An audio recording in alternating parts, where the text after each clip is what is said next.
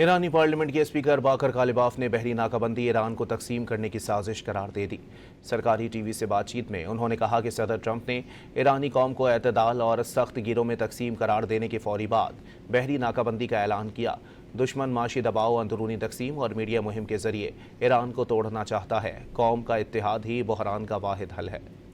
ایرانی پارلیمنٹ کے اسپیکر باقر غالباف نے بحری ناکہ بندی ایران کو تقسیم کرنے کی سازش قرار دے دی۔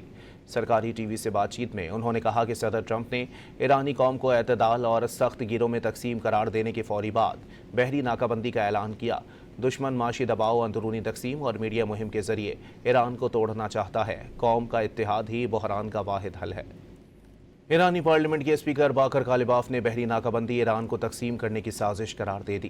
سرکاری ٹی وی سے بات چیت میں انہوں نے کہا کہ صدر ٹرمپ نے ایرانی قوم کو اعتدال اور سخت گیروں میں تقسیم قرار دینے کے فوری بعد بحری ناکہ بندی کا اعلان کیا۔ دشمن معاشی دباؤ، اندرونی تقسیم اور میڈیا مہم کے ذریعے ایران کو توڑنا چاہتا ہے۔ قوم کا اتحاد ہی بحران کا واحد حل ہے۔